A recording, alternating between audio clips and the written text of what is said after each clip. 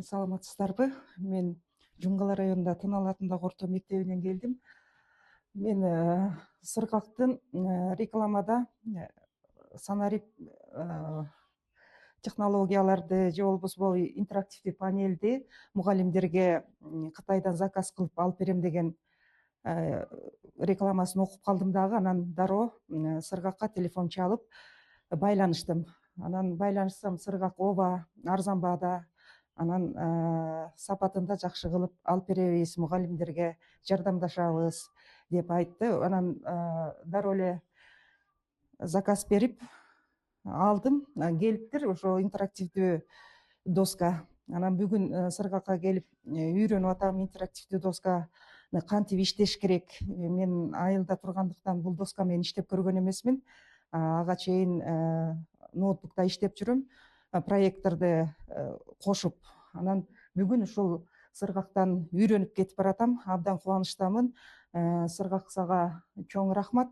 Кыргызстанда ушундай сага окшогон жаштар көбөйсүн.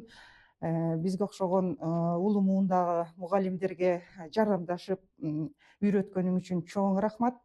Мектебиңер дагы абдан жакты, заманбап мектеп экен, заманбап технологиялар бар экен.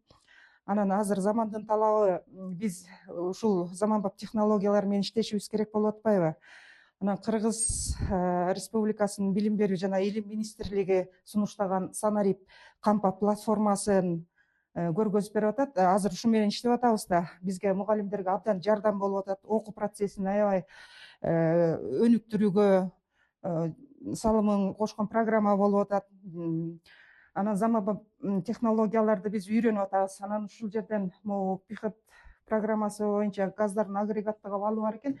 Ошону иштеп көрөлү. Анан мына химияга байланыштуу бул жерде неон, аргон, кычкылтек, суу заттары берилиптир. Мисалы, бул жерден суу затын эле алып көрөлү. Суунун агрегаттык абалдары катуу абалында, суюк газ абалында берилиптир. Анан биз ушундан катуу абалын карап көрөлү. Анан могу жерде муздатуу, ысытуу деп атат. Биз муну муздатып көрөлү. Муздатсак, суунун молекулалары бул жерде кызыл тегерекче бул кычкылтектин атомун көргөзөт, ал эми эки ак тегерекче болсо бул суутектин атомдорун көргөзөт.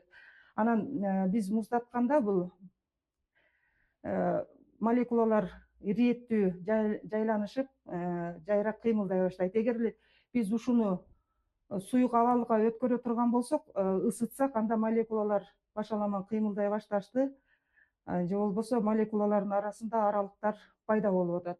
Эми үчүнчү газ абалын карасак, ысытсак, молекулалар башаламан эркин кыймылдап атышат. Же болбосо молекулалардын ортосунда аралыктар абдан сейрек же болбосо алыс болуп атат.